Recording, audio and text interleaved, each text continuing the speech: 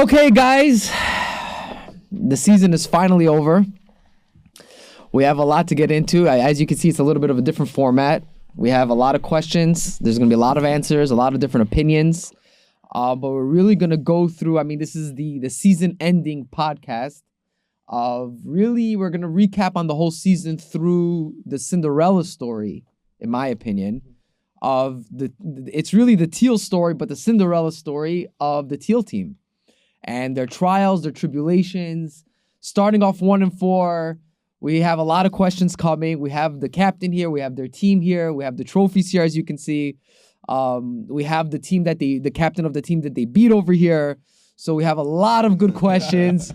We have a lot of awkward questions. A lot of talk tonight. A lot of talk. But we're going to get right into it because there's really a lot to cover in a very little amount of time. First of all, welcome everybody.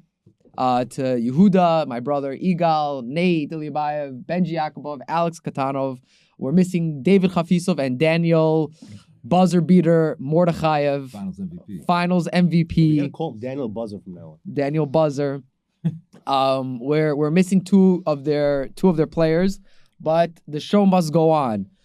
Welcome. Thank you for having us. Yehuda, you were on here before. You know more or less how it goes. So I want to start from the beginning.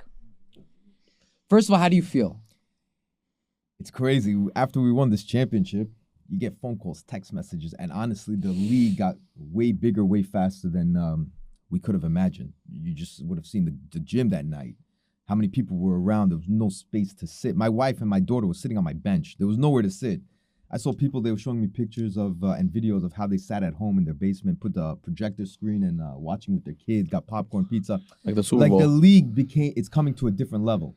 And people are reaching out to me more than when I got married. When I got married, people didn't call me and text me congratulations and stuff like that. So it really took it. Richie and the board and Elon Elishayev. You're on the board, Yehuda. Yeah, but really Richie and Elon are really the forefront pulling this freight train, and they really took it. It's going to a different level and like something we didn't expect. We weren't prepared for in this finals event. So it feels amazing. Okay, so how do you guys feel? Feels great. It feels amazing. It feels surreal. I'm happy we beat Zaki. First of all, congratulations. I want to just say a personal congratulations to you guys. Obviously, it hurts for me, but 14. People were like, yeah, maybe you shouldn't come on the podcast. Listen, I love these guys, honestly. I'm happy you guys won. I'm disappointed I lost, but I'm happy you guys won. Obviously, you guys are a great bunch of guys, and I think we're going to get to it, but it's a Cinderella story. Cinderella story. Starting at 1-4, putting your head down and figuring out what you need to figure out, you can get there in life. And I think we'll talk about that. But that's a very important message. So I have a question for all of you. It's going to go one by one, but meaning you guys were all in the championship together, but there's plenty of championship experience on this team. In the last 5 finals, there's one person that made it 4 times. From the last 5 finals, Yehuda, which finals stood out the most and why this one? This one stood out the most just because of the way we started and the adversity, we came through as a team. What do you mean by that? The adversity we came through, we had ups and downs. We started off 1-4. We had some turmoil even within. And, Nate Iliabayev would call me all the time, came to my house. Sometimes we had a team meeting, drew some things up. And we overcame it. That's why. So this one feels like it was the most that I've seen a team overcome. You earned it. I'm saying, listen, you're dealing with 2 huge different powerhouses where you're dealing with this young run and gun team, and then you're dealing with one of the Z League veterans who has a very different play style, Mr. 5-time over here. Yeah, it was very different. To mesh the 2 different play styles. And I'm saying, listen, he has 5 championships for a reason. Even before that, the run and gun only came afterward. They figured that out. This is the first team that we've seen really run and gun. On a player level, we've never seen this. Of just get and run. 5 guys, run. This is basically, I think this is the first time we've seen a team that just ran all 5 guys. So that also was figured out mid-season. I guess you could say that, but it was a very. Which one was the Swedish championship? This one was Sweden. Really? Yeah, this is. You're not just saying that. I mean, I have 2 only. It's not like I have 10. Eagle has 5. Ask okay, Eagle. Which one was the Swedish championship? You could be honest. You could say not this one. No, I could say this one was very sweet for sure. Why? Because we didn't expect it. Every year I was on a team. 9 out of 10 times I would it would be championship or bust, because we had a great squad. I always pick my own players. But this is also very sweet because we did start 1-4. I'm gonna be honest. I'm not gonna. I know you called me before. You go, listen, we'll try to filter you out. But I'm not gonna have a filter. I'm gonna say what needs to be said. Speak your heart out, bro. When we started 1-4, I'm like, this team doesn't have it. Because again, very different style team. I wasn't used to it. I like the pick and roll, the game plan, this and that. And I think Udo's lying to himself. He's like, Igal, we have it. He just trying to make it better. I don't think he really believed it. And one game at a time, and I saw. I think I even got emotional. I think after we beat Red, I'm like, wow. I was looking at the team, like, this is unbelievable what they're doing. This is just. It was very surreal. It's very interesting that you mentioned this is what they're doing, as if like you are kind of watching them from the sideline. Also another thing is, it's the first time in my role on a team where I didn't do much. Playing time, I went from a different role, from playing 20, 30 minutes a game, being the first, second, even third option, scoring 15, 20 points a game, even the playoffs and finals. And I came and I'm like, these guys are doing much better than I could be in there. I'm 41 years old, I can't run with these guys. Even in the beginning, we had a little issue where like David Khafistov was a rookie, amazing player, amazing talent. I even told you that, I'm like, listen, I think you should come off the bench, see a little bit, this and that. And he's going to be the top player in 2-3 seasons for him. The guy's amazing. And he proved himself that he can start. And he took it, and he went with it. So, I'm going to agree to disagree with you on your role. And I'll tell you why. During the draft, I don't know if you remember during the draft, but when he was picking his team and it came to his 6th pick, I told him, I'm going to take credit for this. I told him, take Igal because you're going to need him for the playoffs. Now, not because you're going to score 40 a game, there's a mental toughness involved and there's a veteranship involved. And not necessarily, listen, who do you think is captain of the year? I think he should be captain. But he didn't play. You're right. Okay, so there's something called influence, right? There's influence in a positive and influence in a negative. As much as I love Alex Krikirov, I love the guy. Let me just put it out there. Yeah, okay. I'm saying everyone's gonna vote for their captain, I hope. But I don't think I'm getting that vote. So I do think you had a bigger role than you think, even though you weren't, in the spotlight like you usually were. You still got the championship. Your plus minus is still very high, as me and Mickey always say. You against Light Blue, you were in for 4 minutes, scored 6 points, drew 2 fouls. Your plus minus is still very high. But moving on to the next one, who, there was a lot of doubt when you drafted you tier 1. He's definitely tier 1. If he was a tier 1, definitely, he's the anchor of this team. Anchor. Do you have something to say? Yes, I'll tell you, with Nathan Ilyubov. First of all, I just want to say, my wife gave up on our team. She's like, I'm not watching your games. You guys don't have it. I'm telling you, we have it. These guys are good. We're 1-4, but I'm telling you, we have it. And so I did sort of believe in it. I did believe in it, Iga, but I knew we had the pieces to make a run. It was just if we were going to be able to get it together. But with Nathan Ilyubov, I'll just tell you, I'll just go back a little bit on draft night. Originally, when we did I had, I think, the 8th or 9th pick, but I don't remember what pick I had overall, but I already figured through the mock draft that I was going to get Eitan. Eitan's going to land to me. The rabbi was going to pick Jay Shao. So that means Eitan's landing to me. Avi Rubinov was taking Leo. Zaki was taking Gabby. That means Eitan's going to land to me. And, it all worked out. Mina Shemaim. I don't know how. But Moshe Sadai facilitated some crazy trades draft night. And it didn't work out where I was going to get Eitan. So I said, okay, I'm going to take Nathan Ilyubov. And that's it. Now I had to already, on the spot, reconfigure a different type of drafted team catering around Nathan Ilyubov. And what kind of team is that? That's how we went forward. What kind of team is that? So in the first, I knew I'm taking Daniel's 2nd pick. Daniel's coming before you were okay. Yeah. Daniel was my guy. Nathan Yochananov told me, take this kid. He's a baller. So that was my guy. So I'm playing the scrimmage for a little bit, just like David and Jason did. So I'm playing the scrimmage a little bit, and I'm like, that's my guy. That's it. I'm going with Daniel no matter what, no matter who I take first pick. But then in the 3rd round, did you feel like you got flack, or did you feel like the league looked at you like, hey, Nate's not really a tier 1? So people said that, but I believe in him because he doesn't get the 30 points a game, 28 points a game. He's not that kind of player. He doesn't care that. He's not going to get those nice swats like other guys do and get the Defensive Player of the Year award. But he does everything else, whatever the team needs to win. Steals, rebounds. Yeah. So that's why he's a 2-time champion. No. He's not. One second. He's not just a 2-time champion And a Finals MVP. He's not just a Finals MVP. He's 100% in the finals. Yeah, he's 100% in the finals. And he is a clear tier 1. Undefeated in the fights, 2-0. And he's a humble kid, so he doesn't get that. Think about that, yeah.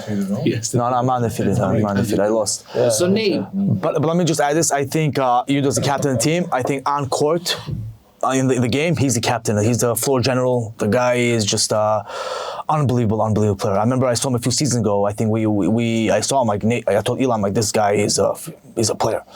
He knows how to play. He knows what he's doing. And honestly, listen, it's a big compliment to you. Igal, there's 4 Nisanos in this room. We all know each other very well. For Igal to really give over the reins and really show respect, it says a lot. It says a lot about you as a player and as a person. So there are certain guys in the draft. You just go through them on paper. They're beautiful players. They're great players. But there are certain guys in the draft that they're not going to give you all the. They're not going to fill up the stat sheet or whatever it is. But you just know this guy's a winner. He's a winner. That's Nathan Iliabayev. Igal also has that. They're winners. So that's the kind of guy Nathan Iliabayev is. So in second, you came into this season with it looked like a vengeance. Yeah. I from the little that I was on your group chat, you weren't hungry, you were starving. Yeah. What team were you on last year? I was on. We don't even remember. Navy Group. What was the motivation? Honestly, in the beginning of the season, the main motivation, you guys know I won a championship with the yellow team, right? Daniel Yusupov, Leo. Against Yuda. Yeah. We won't talk about it. Last season, I saw Daniel lift that trophy, and I'm like, I gotta go. I gotta get that trophy. 2 times. And there's no way this guy's having 2 trophies and I'm having 1. And I told him in the beginning of the season, and he had no illusion on our team at all. He's like, I'll be surprised if you guys win more than 2 games. Wow. Yeah, and I'm like, Daniel. and that really, A lot of people hating on Teal. I thought I was the only one. that lit a fire under me. and besides the These point, stories coming out. during the regular season, besides that, I started getting closer with our guys. So that really also, drove the motivation because I wanted to keep the squad.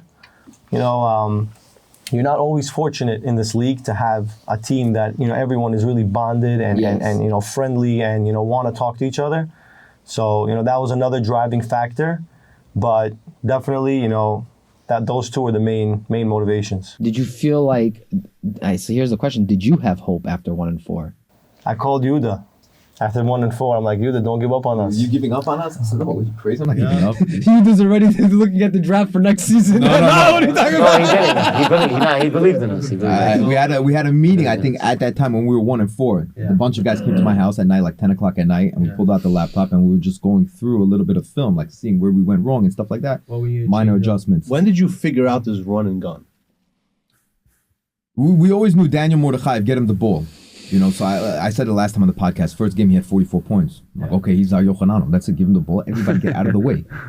And then that didn't work, right? So then we started to figure out what's our strength. And I think probably maybe 6 or 7 games in, we saw we were transitional. And then also at the killer part about it was that we can drain the 3 also. So once that transition and then boom, hit a 3, and then the momentum starts to run. Talking about draining the 3, Benji, you're also 2 for 2 in the finals. Thank you. Wow. You won with Moshe Tzchakov and you won with Yuda. He beat me also. To beat That time. Yehuda also in the finals. Wow. You and Nate have that in common. Now you guys both play for him. Yehuda's like, yo, whoever beats me. If you can't beat him, join him. If you can't beat him, join him. So I'm just curious to hear talk us through the difference between the white team, your white team with Moshe Tzchakov, Yuda Mishpatov, and this team. So I see a lot of similarities in many ways from that team and this team. One, Nate plays exactly like Yehuda Mishpatov.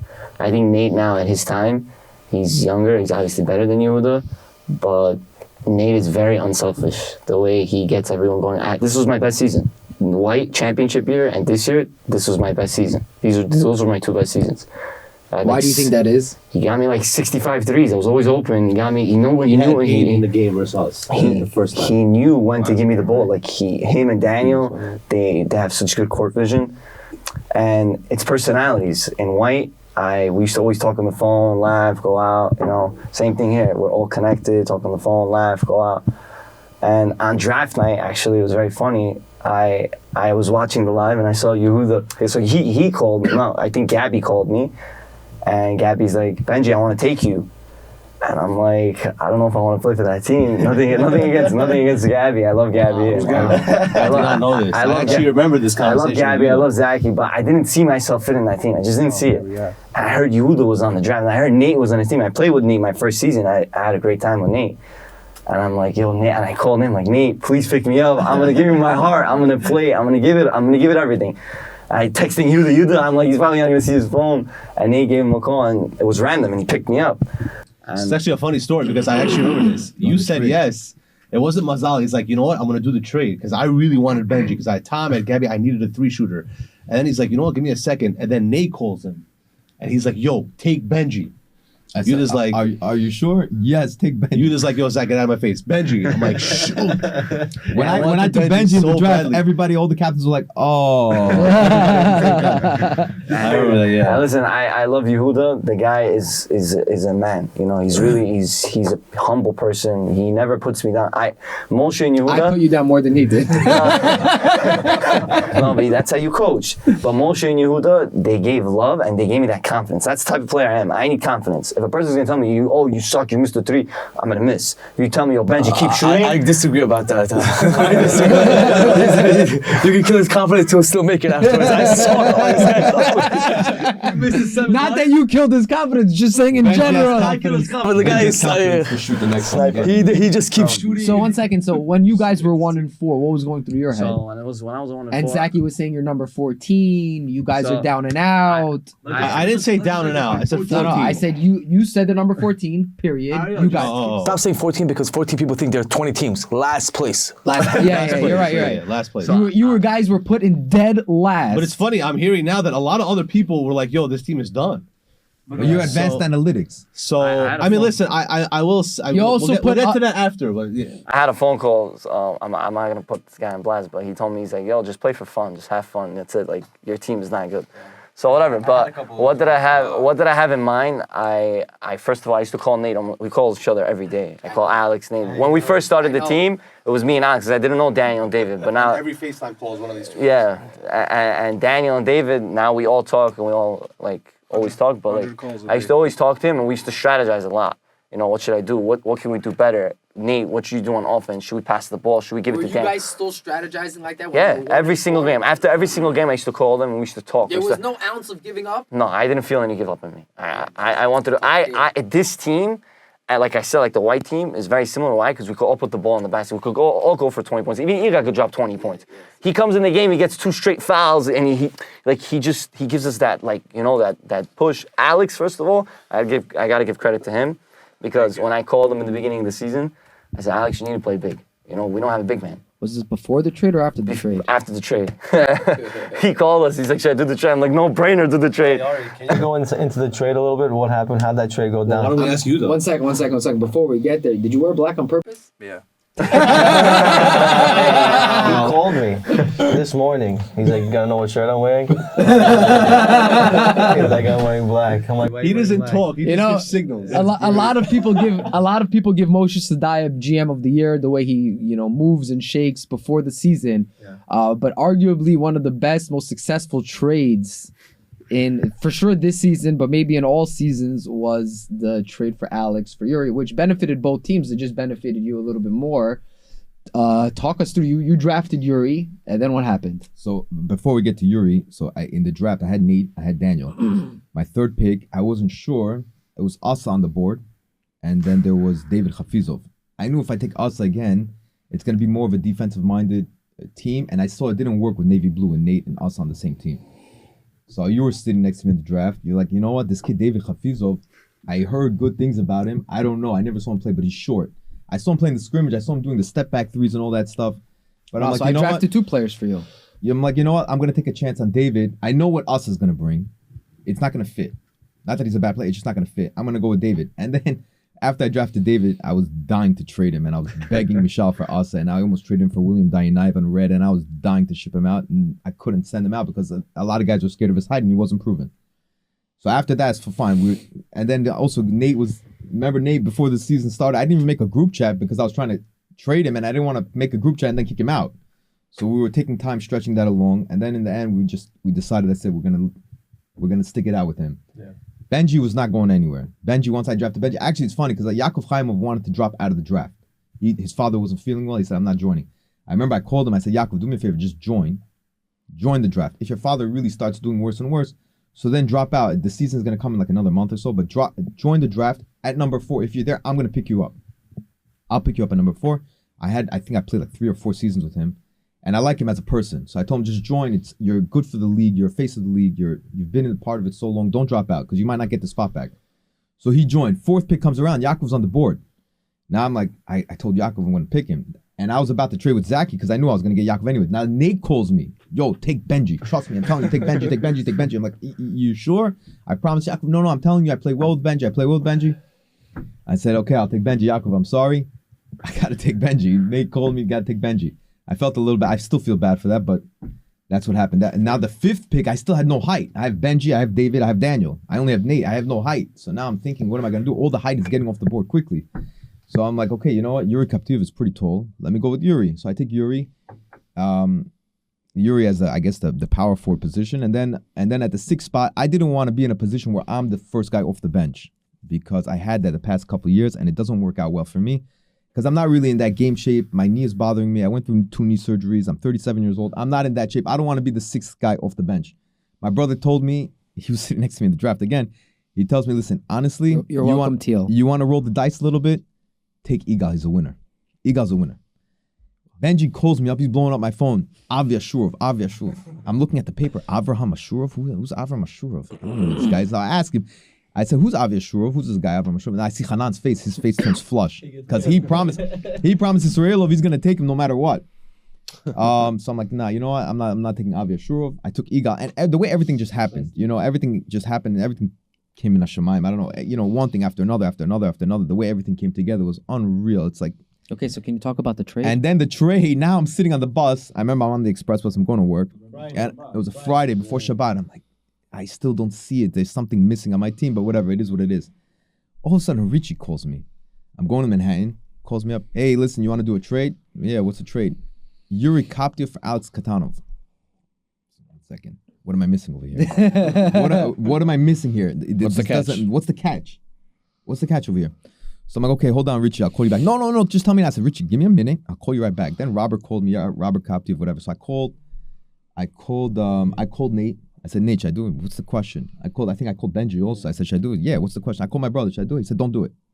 My brother told me don't do it. I'm going to put you on blast a little bit. Wow. He told me don't do it. He played with Alex one season. He said, Alex wants a lot of playing time. I said, you know what? I don't give a damn. I think I can do it with him. I took Alex. The guy is a baller. Okay, one He's second. the most improved player for sure. You got to let Ari respond. 1 second. I need to respond to that. I did play with Alex before, and so did Zaki. Okay. Now, I felt... Alex, I'm gonna let you or make you answer. I want to be clear about why I said that. I think you're one of the top talents especially at the 5. Okay, I didn't think you were playing the 5. Now I had that on my own issue on my team where Nate Rafaelov, we turned him into a backdoor role player and we won the chip and he was scoring 25 a game with 20 rebounds or whatever it is, and we had to take him from the top of the game, whatever it is. So it's just a matter of roles. So I felt that, Alex was a guy who is a big man, who's a very talented big man, but he doesn't play the 5. He tries to play the 3 or the 4 or even the 3. He likes the 3 ball. Yeah. So now what you guys did, I think he's the most improved player. And I told 100%. Him this after the teal game. After the light blue game, I thought he played like a tier 1. Okay, I think he's if there was a most improved trophy, I would hands down give it to Alex Katanov. I think if your team went back into the draft, his stock would go way up. I think he would be a top tier 3, maybe low tier 2 player. Tier 2. Alex is a tier 2. So I'll tell you what happened. Your stock went up. 1 second, but before, I'm sorry to interrupt you. But I just want to give the mic to Alex. Alex, what did you think about the trade? What was going through your head during this whole process? He called me Friday right before Shabbat. I was kind of resting before Shabbat started, and he calls me. He's like, "Listen, I want to pull the trigger. I want to trade you for Yuri Koptiev." I was like, "I'm down." I was like, "I'm playing with Benji. It's my boy. I grew up with Benji. Nate, I wanted to play with Nate very badly. I was down. I wanted to play." He's also, you knew Daniel Mordechai. Yeah, he knew Daniel. Oh yeah, facts. I wanted to play with Daniel Mordechai. Yeah, he's very good. I used to play with him 164. So you knew the team. There was like a comfortability that you wanted to come or whatever. I'm excited to play. I want to win, and I don't care where I Were was you happy to be playing. on black before you got traded? Because you were kind of the odd man out. To be honest, I really didn't care. I just wanted to win. I like that. Honestly. Okay, you just wanted to win, but you're happy you made the Yeah, trade very happen. happy. I mean, hindsight is 2020, obviously.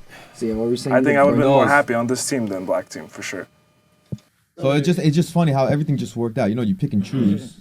My brother sees things as he sees the game differently than me. He sees it very critically in the X's and O's better than I do, for sure. You know, set the pick, high screen and roll, step up here, move there, this and that. I have a basic understanding of that, but not at a deeper level like my brother does. But one thing I feel like I did a pretty decent job in the past few seasons was that I was able to get the most out of my players and make everybody come together and just play together. That's really what it was. So I thought even when I wasn't sure about Alex, I'm like, I'm going to take a chance on him, and I think I'll get the most out of him and where he's going to buy into the system. That's really why I said, and ultimately that's why I ended up pulling the trigger on him. Wow. I think you should not be a captain anymore. You should coach us. Be on the team. You should put your name on the banner because you're very the way you deserve it. you're a general you're a coach and amazing the way you see things. Because I gotta be active in the game to see what's going on. Do you understand? You saw me on the sideline. You know what you're doing. You know what you're saying, and I think for sure his name should be on the banner as well. You heard that, Richie? It already is. On a different banner. I mean on our banner as well Because like because co-coach. because you know exactly what you're talking about. And I think we should rename the trophy to the Nisano Bowl. Or the Nisano Trophy. yeah, because Wait, but so just far. to add to Alex's trade, David Natal was here last week, right? And he said it himself that his plan was he wanted to play that season, I think, 30, 40 minutes a game, like close to the whole game. So I remember him speaking to me also in the beginning of the season saying that it wouldn't be a good fit for Alex, right? Because he had his other 4 starters and he would want to play. So Alex would be on and off the bench. It wouldn't be a good fit for him. So it was just a Yeah, I don't think Black lost the trade. I just think it didn't make sense. But I think you guys just won it like crazy. You guys won a lottery. It made That's what sense is. for both teams. It just happened to have worked out better for your team. You know what I'm saying? Like going whatever. So now that leads me really to to the next question is that you guys are 1-4. Okay, let's go back. Go into the time machine. You guys are 1-4, down and out. Okay, you guys are having a problem with roles, with leadership, with execution, whatever it is. Identity was Identity. a whole mess, bro. There was a certain amount of accountability that took place. Everyone saw on the, you guys go through this turmoil. How did you guys climb out of that? So I'll tell you, just as a team, if you look at the way we played the game, let's just say the last game, for example, against Orange. We played the game, the place is loud, it's rocking. We didn't hear, we want to milk the clock down. We didn't even hear that there was a shot clock. We didn't know when the time was. Yeah. So we get a shot clock violation. We didn't execute properly. We foul Matthew Natal if he hits both free throws. They foul us, Nate misses the free throw. Everything's going wrong. Benji fouls out of the game. Zaki misses a free throw in the end. Everybody knows what happened. We get the leak out pass to Daniel and game's over. The point is that we had so many things going against us, but we still found a way to win. That's the way. So that's a summary of the season. If I could just add to that. When I missed that free throw, by the way, before the game, I shot free throws, I went 9 for 10 before the game, right? So it was just a shock to me. I put my head down, I'm like, after I fouled Zaki, I put my head down, I'm like, come on, did I just sell the finals? And then like my head's down and Dan Mordechai just comes up to me, puts his hand on my shoulder. He's like, yo, we got this game. He's like, keep your head up, we got this game. And a big shout out to Daniel. A lot of my success this season is to Daniel also. One thing about Daniel, he checks up on each and every one of us after the game. Hey, you good? Did you get home? Like, he's like an older brother to us. No joke. He's 22. He's Even younger, even if he's older. Just a brother. He's the oldest starter, yeah. 21 years old. But that guy, Starting 24. he has a sweet heart. So you guys have the youngest starting team and then the oldest bench. Yeah. But just Comes to my thing also, by the way, because I've been in the league for I don't know how many years already. Many years. Many. I've been many years. I've even had a situation with him, with Rabbi, we're the same team. It was, I think we made it to the semifinals. We made it to the finals. Yeah. We're down by 10, and I thought they were gonna lose, and we came back and we won that game. So I want to say, I don't. These guys are young. I don't think they realize. I mean, they were there. They were there. Alex wasn't there. David Hafizo wasn't there. Diane Merochab was there. I don't know if they realize how hard is it to get there. They didn't play nervous. I don't think they realized. So these guys are just going, and David just doesn't care. He doesn't fathom how hard is it to get here. My question: were you nervous? No, I wasn't nervous. I mean, there was a lot of people there. Most I ever saw my. Yeah, it was crazy. I remember the first shot went into the game. We scored. And I thought they had a lot of fans. The place went you had more. crazy. I think more guys were going I didn't for know that. We had a lot of fans, but I didn't know that. Even one lady was saying to him on the orange team. I was saying shit on my logo and I followed Matthew. I came with my wife 20 minutes before the game. There was not one seat available. Yeah, my wife also couldn't get a seat. I had to pull one of the classroom chairs out, put it next to the floor. Literally 2 minutes later, I looked when the game starts, after the game starts, I can't see my wife. There's just guys everywhere. She's behind everyone. She had to there's no rule. We have to. I will say one thing. Every team a lot of times, especially when you're dealing with different personalities and you're dealing with different players, and Zaki, this is really a question for you, also for Teal. Any championship team is going to come with a lot of talent, and with talent comes different personalities and egos. Zaki, how did you mesh that with your team? It's a tough question. I think that players have to understand that it's all about winning. Whatever it takes to win, just do it. If you score 2 points, if you score 5 points, score 100 points, it's irrelevant. It means nothing. Points, I tell this to my players all the time. So if you take a game-winning shot and you miss, I don't care. Because I know you did the right thing, that's fine. But if you don't jump for a rebound, that's where I draw the line. That's to me, that's a red line. I don't think Tom jumps for rebounds. Well, he doesn't have to jump. He doesn't have to jump. But I think my idea is when you focus on the smaller things and kind of blow them up, then points become a little bit irrelevant and players start buying into a system where they don't have to look to score to feel valuable. So that's why. But I think you just touched on something very important: the idea of people feeling to need value. The idea of people needing the feeling of feeling valuable. Well, that's why people want to score points and do well because they want to feel like they're the guy. You know what I mean? I agree with what he's saying. I had a system for many years. Where after the game, I told my team, "You did it different." I didn't let them take a picture of the scoreboard. I'm like, I think I did it with Rabbi. Where no, you can take a picture of the scoreboard. We'll just go home and that's it. It doesn't matter how many points you score. And I love that system. Again, points scored is unfortunately it's a mistaken statistic because people focus on it. You look at a guy like Nate, for example, doesn't average a lot of points at tier 1 because of the intangibles. I want to touch upon this also. Alex is not a true 5, which is kind of he's a stretch. He's like Kevin Love, but he's a stretch 5. Cat, you know what I mean? He needs to be out. He has a good shot, but he's 6'2" and he's a beast. So it's kind of hard to teams struggle trying to fit him into a system. I think if not for Nate, this would have not happened. I mean, I think Nate brought out Alex's because when Alex says, "Yo, I'm just feeling a 3," Nate's under the hoop.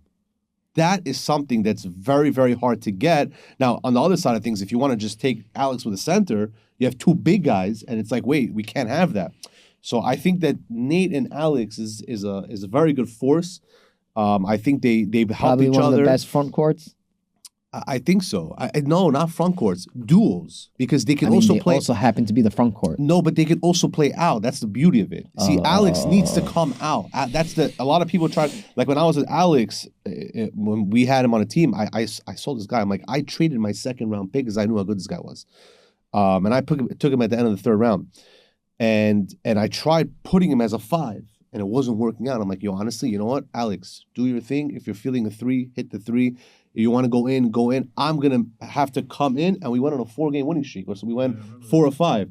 We missed the playoffs by a tiebreaker, but we started out 0-4, and we won 4 or 5 games, I think. So this is light green.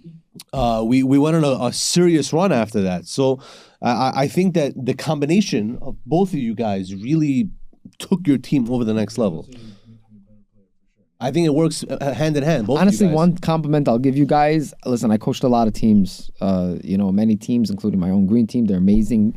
But one compliment I will give you guys, that when they started playing the 3-2, we came into the huddle. I told him call timeout. He didn't call timeout. They got a fast break layup. Then he called timeout. We restructured.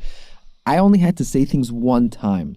I said, okay, Benji, Dan, you're going to be at the top, middle, this, that, boom, boom, boom. The second you guys got back into the game, you got the ball at the free throw, banged it into him at baseline, open layup. Just to go back, we were anticipating them playing a 3-2. So we wanted to beat them in the 3-2. Once we got them to go into their zone, we already knew what to do. We just needed to break their man. Once they got into the 3-2, that's what we were preparing for. And that's also why it came so much easier. So now, I just want to go back to my original question of accountability, right? People swallowing their pride for the betterment of the team. How, meaning you guys were 1-4, you guys had a little bit of an identity crisis. So what do you think changed where you guys, were able? What was it? A game? Was it an event? Was it a talk? Was it a chill? What changed where you guys all were able to come together? So first of all, Daniel Mordechai, I just want to go back to what you were saying. Daniel Mordechai is a tier 1, and he can go for 25 easy a game. But there were 2 games against Navy Blue. They planned around him. He scored 6 and 7, and I didn't even hear anything from him. And he does whatever it takes for the team to win. So that was one thing. Everybody bought into that system. Him, first of all, because he was our main scorer, but everybody else together collectively bought into that system. What changed? We went on a 4-game losing streak. They started out. They won the first game. They won a 4-game losing streak. They won a 4-game losing streak. Yeah, we had some serious identity crisis. Are you happy you guys hit rock bottom? Listen, everything works out for a reason. I think this whole playoff run, this whole championship was, it was unreal. It was Min Hashamayim. It doesn't make sense how everything came together. We had that turmoil. We had a big fight on the team, and then everything sort of just came into perspective. Like all of a sudden, after that, everything just came in together, and everybody started to understand what it's going to take and what everybody's roles are, and everything just started to, snowball from there. So you think that turmoil on the team helped you guys? Yeah, letting everything out, putting everything on the table, hashing it out, because it was like sort of building up, and then once everything just rock bottom, a lot of times is good. Like last year, we started out 0-3, and then we just turned it around. Zach, you also started. We started 0-3. We ended off, I think, 6-2. I mean, you didn't win a championship though. But we figured it out. I'm saying we had an injury. We had this. I'm saying, we after that we went on a crazy run. Last season also we were 6-0. We went on a 4-game losing streak after that. Right, but we didn't even have that expectation. You guys were expected to do well. We didn't have that expectation to do well. So once we started doing well, we were just playing with house money because he started raking us 14. And let me ask you guys a question. We were playing with house money. I ranked you guys at 14. Last. And from the conversation here, it seems like I wasn't the only one. It seems like your season was over. You guys gave up. Not the players. I mean, there were 2 teams missing the playoffs, so everyone had a chance there, theoretically. But it was low. It was your lowest point. And I think it was a mistake because your potential. Like Ari told me once, I don't know who it was, when something is done, people think of it as an option. But until then, it's not an option. This is the first team that was a run and gun team with all 5 players. I mean, we've never seen this. You've never seen this. Every team that won was. I think I had a couple of finals where we just also run and gun. No, but all I'm saying 5, 1 through 5? All 5, your talent is run and gun, and every single play. I've never seen. Also, this. they're in their 20s. They're young, and what I'm saying is, until you figure something out, it's not an option. Like you didn't come into the season, you had all young guys, fast guys, running and gunning. I didn't know them. I didn't know how. Yeah, right. What I'm saying is, you don't know that it's a plan in the first place. And when you guys start, it's like it reminds me of World War II when they had their up until then it was trench warfare. Everyone used to dig in, settle in, start shooting. They just went fast. That's how they took over Europe in like this. So it was a run and gun. You guys were on your lowest point. How good did it feel beating me in the finals. I know you guys were like. I'm surprised I didn't see 100 banners with 14 on it. You guys are number one. You guys are number one. You guys, listen. I will say this: it was a mistake putting you at last because you guys had the potential. Again, I didn't see the run. No one saw the run and gun. But you guys should have been, in my opinion, at that week maybe 12, which is still bad. You know what I'm saying? It wasn't like it's better than 14. It wasn't that week. It was 3 weeks in a row. I don't think it was 3 weeks. It was 3 weeks maybe in a row. 2. Bro, they got the receipts. I used it as motivation. I wasn't upset at you. I used it as motivation to get my team going. That was number one. He sent it to us and fired us I told him, don't forget, he ranked us 14. And number 2 was when we started winning, you didn't even start picking us up enough. You were like 11, 10, and like we were winning. And then you say, so that was the thing, and I used it as motivation. Where did you end off the season? At like 5, 6, no? 6. After every podcast, our team would skip to your part just to see where we were ranked. I mean, listen, there were a lot of, you guys have to understand, there were a lot of good teams also this year. I remember one week I had you at 11, and I said it on the podcast. I said, listen, you guys are 11 and 6. You guys can mix and match. Yeah. I don't care. I put you at 11 because you guys were up and coming, but it wasn't proven yet. And the teams that were like, he was higher. They just won the championship. So there were some teams that were also playing well, and that's the beauty of this season. We waited to the finals, 2 games in overtime, and we beat Gold by a little bit. You guys, I think, are the only team that won every game by double digits, getting up to the finals, right? We went 9-1 the last 10. We lost 1 game to the Rabbi. That was a fluke. I don't know how that happened, but. How did you beat them? I thought you were gonna do it. It's the big men. You need to use the big men. They have no answer for big men. Yes, you have to run with them. Do you think we should have done that more in the finals? 100%. I agree with you. The ball should not be in Gabby's hands. I think Tom agrees too. The ball should have been going from Gabby to Tom's hands and just feeding and feeding and feeding. Get Benji out, get Alex out, get everybody out of the game and just feed him. That's it. I agree with you. I don't think we played such a good game. I know there was a questionable play. You probably got upset at the end of the game. You wanted Gabby to get the ball down to Tom, right? At the buzzer. Yeah. That was the game plan, yes. Yeah, so what I was doing was I was leaking and getting in front of Tom also. So it was but he could lob it in front of him. Yeah. I mean, regardless, you got that rebound anyways on Gabby's shot.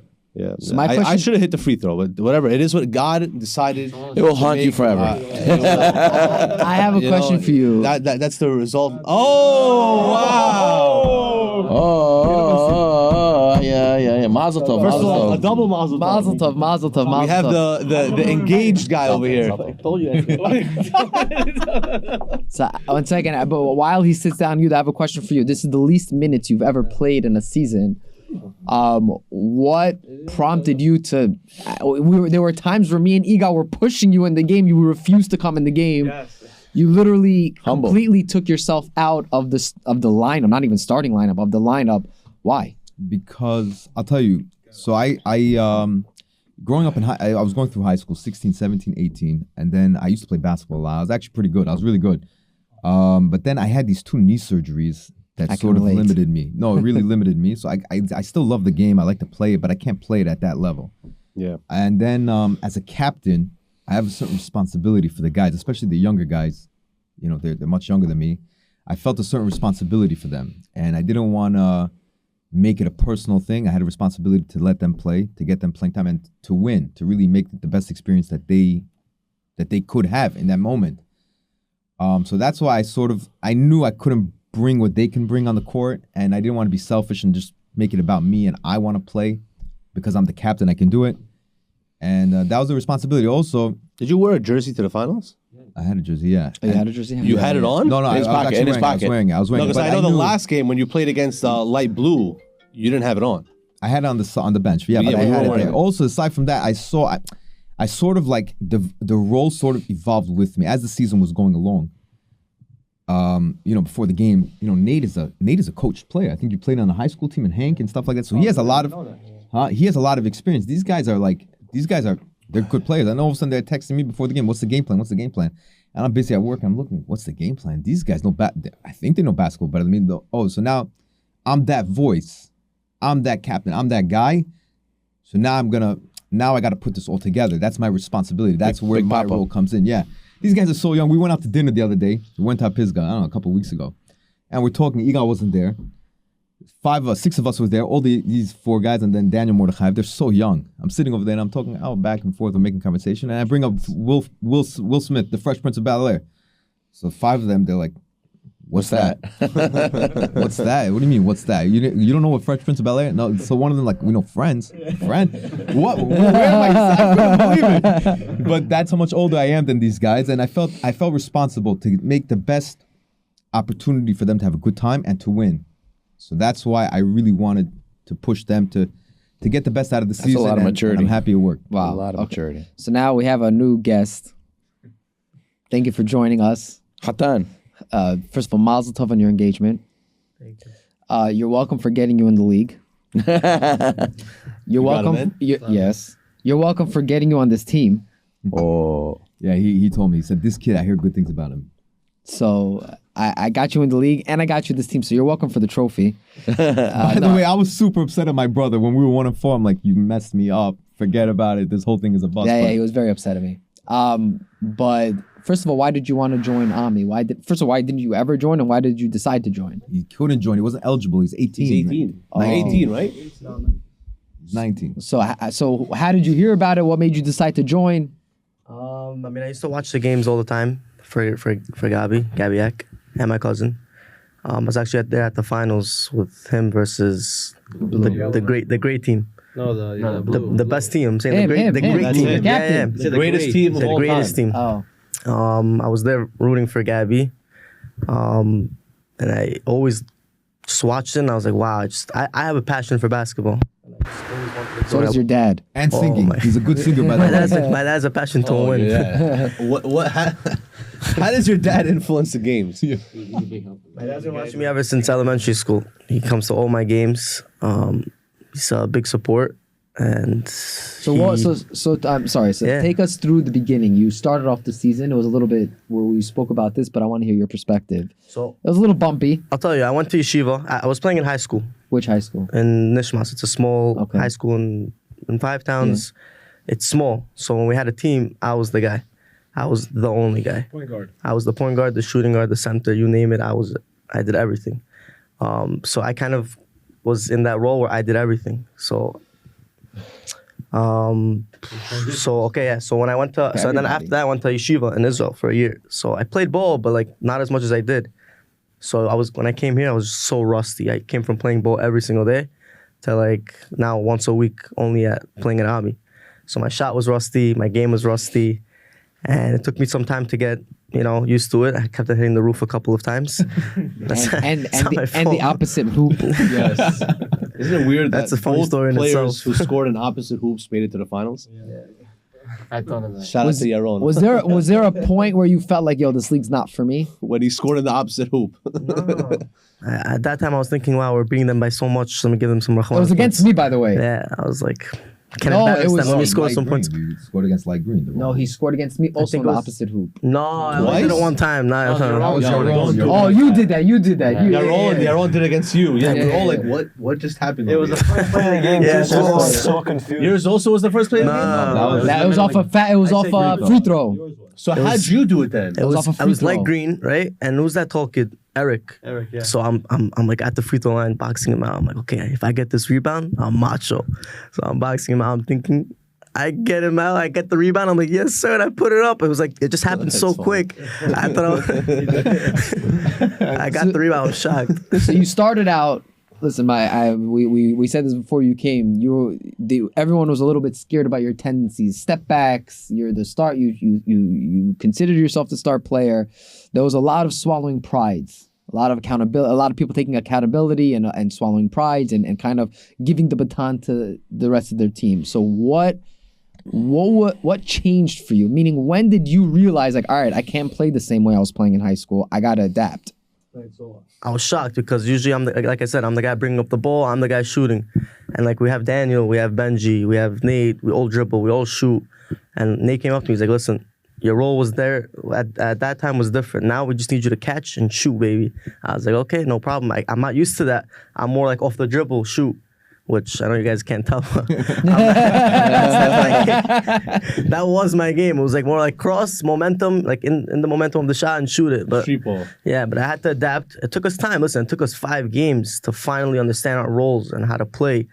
But I put it in my head. I said, listen, I'm not to starve the team anymore. I have a role to play. Let me play that role. If I do put that 10, 15 points a game with my defense, we'll win games. And I really think that after once I started doing my role and understanding my role, I think that's when we started turning events, right? Because when was that? I was averaging 3-4 points a game in the first 5 games. I barely played. And I think after the 5th, 6th game, my role was there. I was shooting my shots. My defense was, helping. After the 5th game, you guys were on a 4-game losing streak. Yeah. We won our first one. Then they won. It was 2-5 at one point. Then you went on a run, right? Yeah, you won, lost to Black. But I'll tell you one thing about David. He brought it to the system pretty quickly. He told me, whatever you need me to do as a team, I'll do it. Just tell me what you need me to do. 4-game losing streak will do that. No, but he kept on saying it. That was his mantra. He said, whatever you need me to do as my role on the team, I'll do it. That's number 1. Number 2 was, even when his shot wasn't falling, I remember there was 1 or 2 games his shot wasn't falling, he did everything else. I told him, just keep playing. The game's going to come. Even your shot's not falling. And he does it. He's a very good defender. He has tremendous hops. He can get for the rebound. Yeah.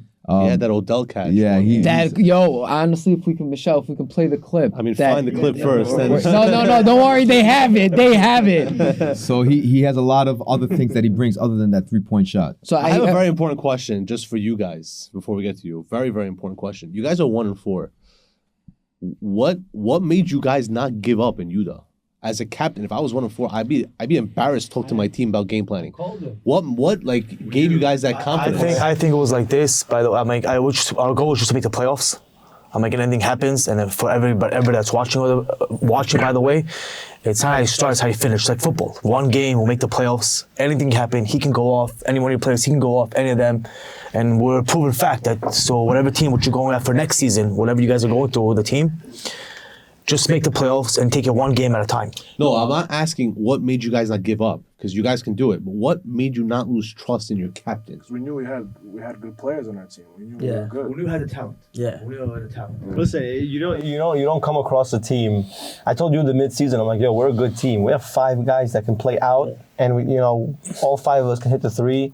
We're all running, we're all very athletic, We're a good team. Can't cheat on any of the 5 guys. Yeah, I said this at the beginning of the season. I said I think we have the most balanced team in the league. You have those teams that have the tier 1, tier 2 that are amazing, they're great, they're the best. But then the rest are they're good, but can't count on them with the ball at all times. I said from the beginning of the season, we have the most balanced team, and once we start clicking, we're gonna be unstoppable. Let me ask you a question. Do you think it's smart to trade your 1 pick for a 2 and a 3? After seeing this team, I don't. I'm not gonna get in. Depends on who, what, when, where, how. You ask me. Is ask me if I believe in God. Also, why, because you would never get a guy like Nate in the 2nd and 3rd round. I have a different question. I have a different pressing question for you guys. When me and Mickey made this whole captain's era drafting system, part of the reason, and Igal used to be a captain. Igal used to be a captain in this when we originally made it. Part of the ideology was that there should be some kind of mentorship. There's some kind of influence from the captain. So my question to you is that, did you feel a level of influence from your captain? And if so, what was it? And if not, why not? I felt... Well, one second. I just want to go one at a time because I want everyone to answer. I'm going to give credit to Yuda is he, again, imagine... Feel free to say negative things also. Imagine... being there for coaching 7 players with all different personalities. We don't have our egos, we all have our minds. Talking from experience also. From experience also, it's not easy to get anybody in, to be as a player, to come in, this and that. Also David just told me that he was a star player. I didn't know that. I did not know that. I saw the talent there. I saw him and it was hard for him to adjust. I realized how hard for him to adjust because at the beginning I thought he should come off the bench. And because he's new to the league, I didn't know that he had this kind of talent. But I think it was still the right move that he came up for the bench because I even told him, I told him 2-3 seasons from now, I think he's going to be a top player in the league. The guy has... I understand. I just want to focus on the captain question. The captain part. I like that part. I give it credit to Yuda where he did. He took all 7 guys and he was there and he was telling us, don't worry, it'll be fine. He didn't give up on us. And again, it's very hard to be a captain and go, that's why I took myself out. I don't want to deal with it anymore. It's a headache and you can't concentrate on the game. Where in the game, the guy wants to come in because everybody wants to play. and everybody wants to show that they want to play.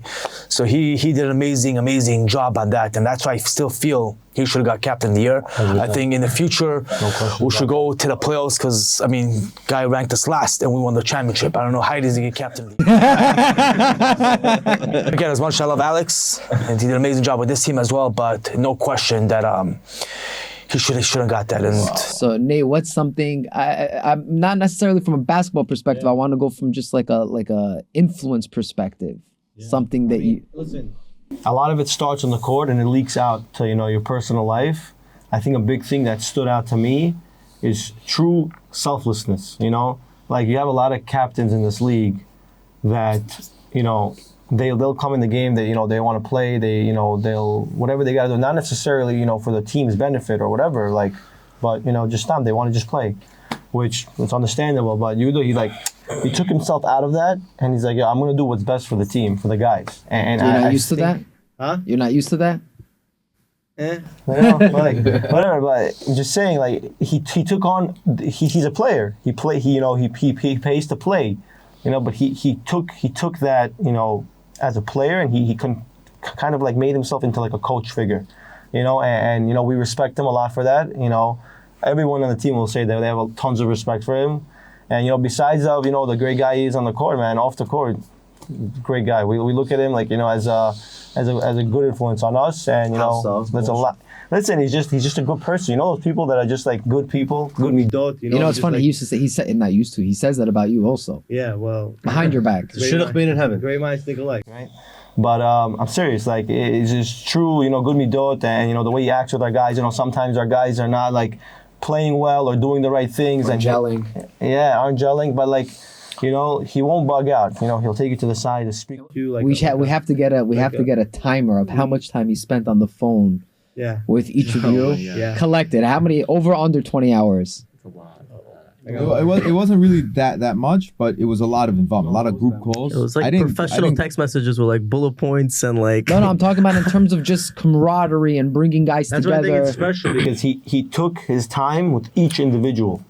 Not necessarily on the court. Yeah, exactly. He has the like the Rebbe's do. Like the good Rebbeim, like they'll one-on-one with you. You know what I mean? Can we get a black hat for him? Yeah. You got I can attest to that. I can attest to that.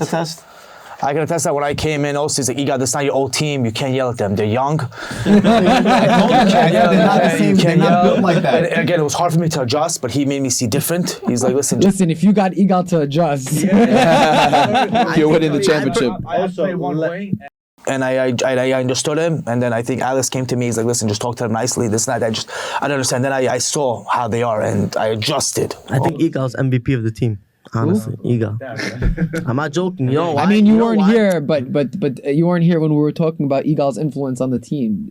There was definitely a lot of influence, in my opinion. That's what I told him. Experience. Yeah. I think once Igal like settled and like understood exactly what he was talking about with Yehuda, what he told him, I think that's when we turned around the season. Yeah. 100,000,000%. At my new role, it was very hard for me to adjust again. I mean, when I figured out my new role, I think that also was a big turning point. He brought that positive energy. He told us how to, what to do. No, because it really is a Cinderella story. There's so much I have to say. We're on the clock, and there's 5 other guys here.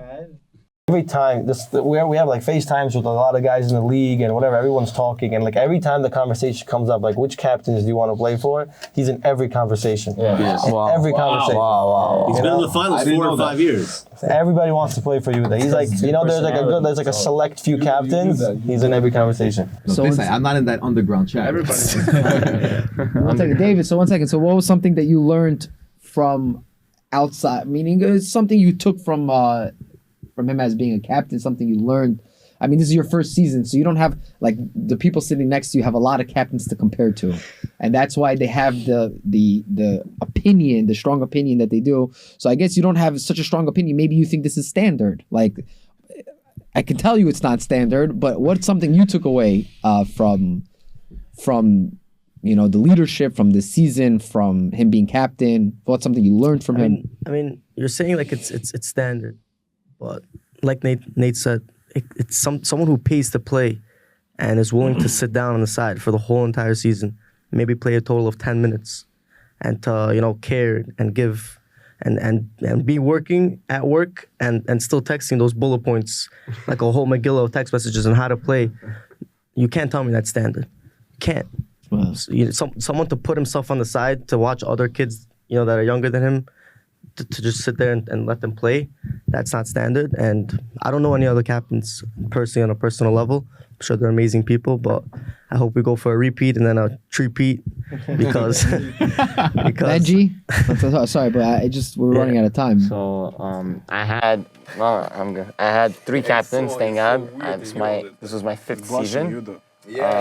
I had Ilan Shamsir, and then I had Moshe Sakov for 3 seasons, and then I had Yehuda. So for me, it was a huge step in my life because Moshe Sakov was my older brother. The guy treated me so nice, and he's an Anav, and he's an amazing person.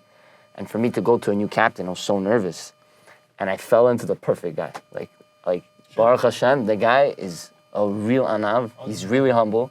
I learned how to be humble from him. He doesn't care to play. I tell him, Yehuda, I tell him, Yehuda, please. I tell him, Yehuda, please come into the game. Please come into the game. No. I'm like, please, no. But he inspires all of us. And this is a message I want to let the league know. It's not about talent in this league. It's about being together. And he brought us together. It's not easy taking a 1-4 team and holding on to them. He brought us together. He held us. He's like, I'm going to go all the way with you, Benji. Don't worry. I'm not giving up. I'm here for you. And I really connected to him. He's an amazing person. He's an amazing person outside. He's an amazing dad. Sometimes we call him and unfortunately bother him. He's 10 kids and he's a captain. And he's there for his kids. He gives them each time. He's like, listen, I'm with my kids. And he's a family guy. He's a fun guy.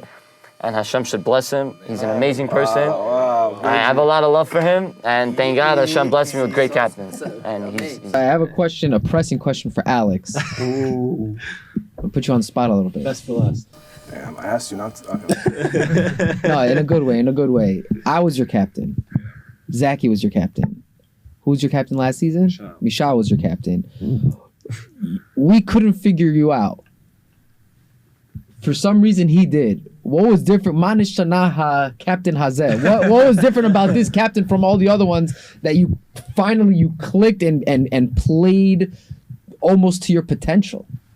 I mean, yeah, when Yehuda called me, then he told me he was going to trade me, he kind of gave me the breakdown. He was like, you need to play big, yo. He's like, you're not shooting those threes. You're not. Play big. And honestly, it wasn't just Yehuda. It was my whole team. They're like, you got to play big. You can't play on the 3. You got to be strong. Box out, play big. Basically. That was it. I'm saying everyone said that to you, and all it took was one line, one sentence. No, but I'll tell you one thing I also told him that I saw from your team. You got Nate Rafaelov to play backdoor against the zones. So I told him, Alex, get backdoor. You're going to get a lot of looks over there. Get backdoor. Against Tom, I told him, take him out of the paint. If he's not going to take you, shoot the 3-ball, make him pay. And he did it. But against the conventional zone, we told him play backdoor. My captain said that to me. For some reason, I just... That's what I'm saying. We all said that to you. He's a sweet guy. He gets you. He's good energy. You know what sucks? Nobody can play for his team this year because you guys are already his team. No, maybe trades. All right, never puts me down. He always gives me confidence. Airball 5-3. Moving forward to next season, Rabbis, 16 teams, 15 games. Wow. What's the record next year? Teal? Wow. Oh. 15 games. I'll tell you, we have some talent coming in. We have more teams this year. It's going to be spread even more, the talent. I think chemistry is going to be a big deal. I see them finishing, what, we have 15 games. I see them going 10-5, 11-4. Yeah. That's a good record. Yeah, very. I see them up there like that. I think that the talent and their chemistry is already running in. That's going to give them that big boost. I think there's just a lot of talent coming in, and could be that other teams will get chemistry like that as well. That'll be listen, I'm not telling you honestly, Black I think just blows people out. That we saw them coming in, we're thinking they were the favorite. I don't think Teal comes and blows you out. I don't think they're just so solid. It's like a rock, that you can rely on them. They're going to play well. It's just the question is, will other teams become a rock like that and be gel like they did? I don't think they're just going to come in and we're the champs, we'll blow everybody out. Listen, speak to Ariel. He knows exactly what that's like.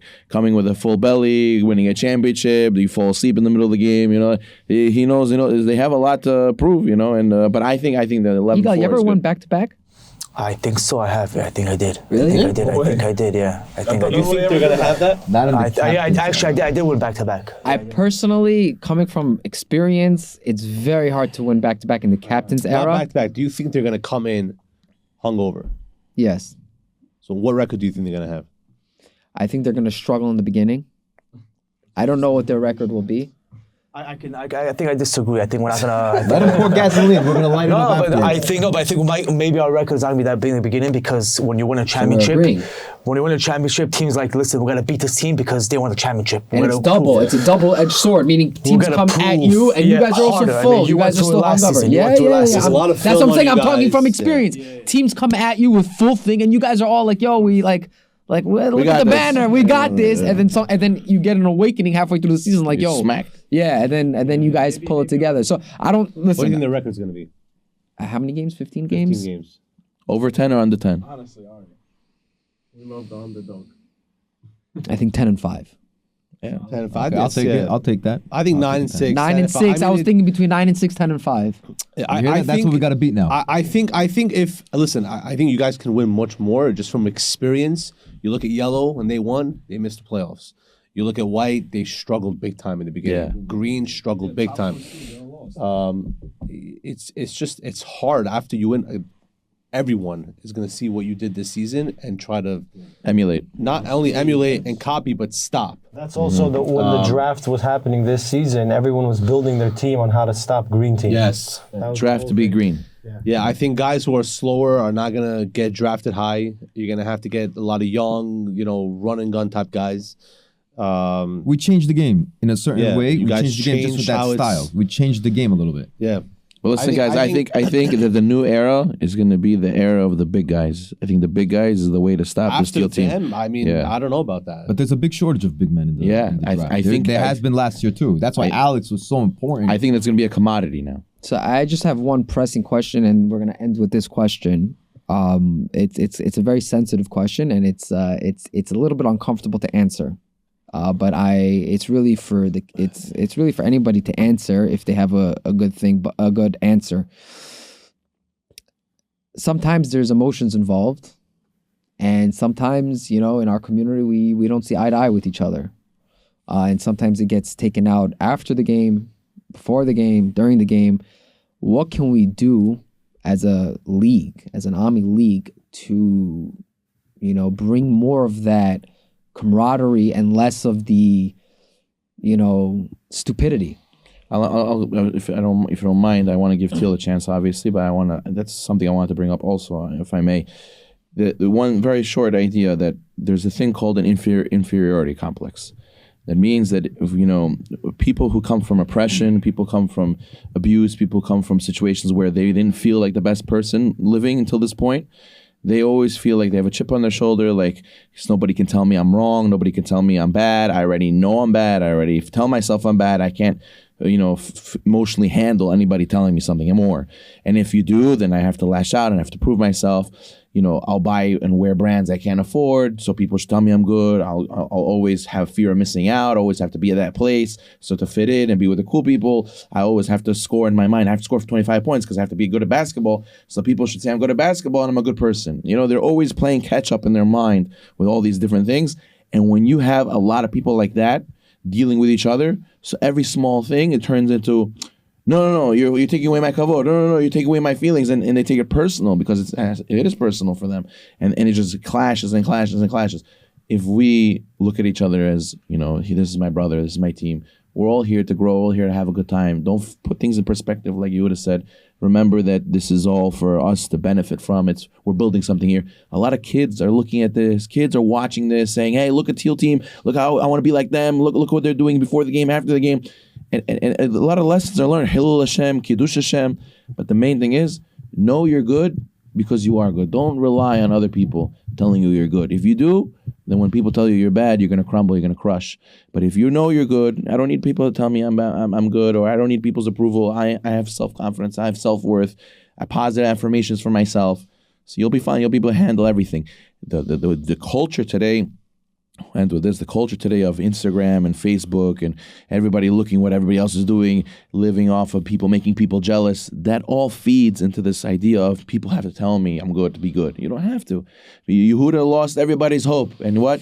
I'm good. That's it. I'm going to continue. I just want to direct the question to you then, Igal, as the oldest veterans on the team who've seen many seasons, seen many things. Like, okay, we see a trend. Do you guys feel like it's getting better? And if so, how so? And what can we do to go over the hill? So I'll just tell you, I just want to touch on what Rabbi Zeno said. He actually said something really, it brought me back. Growing up, my grandfather used to always ask me, he used to tell me, why do I love you? Why do I love you? Are you a good basketball player? Are you a good businessman? What's so good about you? And I would say, oh, because of this, I was like 4, 5, 6 years old or whatever. And then he would tell me, no, none of that. It's because you're my grandson. So you don't have to be special in any specific way. You don't have to wear this or drive that or do this or be just because you're my grandson. And I learned that, and I tell it to my kids also the same thing. I love you because you're my daughter, because you're my son. So it's the same thing. Just to touch on that, it brought me back to talent does not equal value. You know, it's interesting. You don't have to be special in a certain thing. Like, let's say for me, for example, I played in high school. All of a sudden, I went down with a big knee injury. All of a sudden, I'm on the couch for 6 months. I couldn't move. Now, all of a sudden, I was identifying myself by basketball. But I was a good basketball player. Now I don't have that. Now what am I good for? You understand? Yeah. If you find inside yourself that you're a good person, just because you're a good person, whatever midot and stuff, self-growth that you have, that you can be confident and hold yourself in a high regard and a high self-esteem, that's more important than all these little things that you think are important. Yeah. That's why, especially once that's taken away, you don't feel so special anymore. So that's just touching on your point. The other thing is where the league is going and how we've grown from that. The league is definitely in a much better place. It's way more controlled. Shout out to Richie. Thank you very much for, honestly, we didn't realize how big the league became until that. I didn't realize the final. None of us could have expected that outcome and that much people. We weren't ready for that. The venue wasn't ready for that. Come because there was no room. It's unbelievable. It's unbelievable. And the league is definitely heading in a much better place with kids growing up. A lot of kids are sitting and watching us. Also, a lot of sportsmanship with players. A lot of sportsmanship. Guys, you check the live, there's 250 people on the live. That's on the crazy. Final. 250. Wow. And guys are actually respecting each other. There's a lot of emotions. There's a lot of tension before the game, during the game. A lot of people are talking, but you even see in the group chat, there's a lot more respect for the most part. You know, let's say going from last year to this year, there's a big jump. We still have a lot more work to do. Yeah. And even after the game, guys hash it out. You know, me and Mike Kanchorov were going at it when we were playing Light Blue. After the game, we hugged it out. He texted me, guys, it's all love. Hugs and kisses. And it's heading in a good place. I just want to finish off with one last person, Igal. In the past, you know, sometimes you can get a little emotional. But no, and it's He's right here. 1 second. He's probably the Z League legend. No, 1 second. I'm building. In You his probably own way. in your There career. will never be another Eagle in the Z League. 1 second. This is a compliment. In your career. No, but you have 5 chips. You have 5 chips. There were special rules for you. Eagle rules in the suite. Hey, 1 second. I'm getting there. I'm getting there. I calm down. Like that's ref. 1 second. I'm getting there, guys.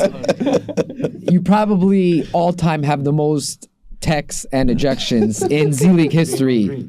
But this season you turned it around completely. You were unrecognizable. Okay, I'm telling you, from a cousin, from a friend, from a community member, from a commissioner, and from a like a teammate, board member. You were unrecognizable this season. Where did that growth come from? Because you turned into this like godly version of yourself. Where did that come from? What inspired it? So I'm gonna start by saying I appreciate what Richie did, and I don't want to let my team down also. But what Richie did, I felt bad for doing anything to ruin it because I saw what an amazing thing he has done. And so I'm like, listen, I have to change, and people are watching, and just try to take control and don't take it changing at personal. 41 years old is not easy. It wasn't easy. It wasn't easy. That bold ref, Honestly, he got under my skin too. I came onto the court. No, because I didn't have time to go after the game because I jumped on Dan and hard after he made the shot. Because I just want to talk to him. He got lucky. He said, don't even talk to me. Go. I'm like, I just want to talk. I'm like, Whatever. Okay, let's back to what inspired this growth and what had it change. I think with Light Green, I think one of the games they lost because of me because I lost control a little bit, and I didn't want to let my team down. And again, everybody's watching, and Richie and Neil, how much effort they put into this league, and everybody does. And I think everybody should just get along.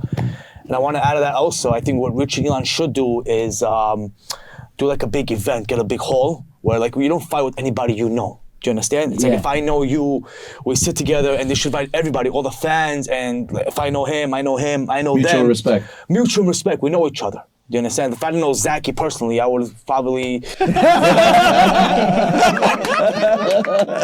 do you know Zachy? They grew up across the street from each other. So and when you know each other... He was the only guy. I was the only guy he would never hit. I could trash talk him. He wouldn't touch me. Keep talking.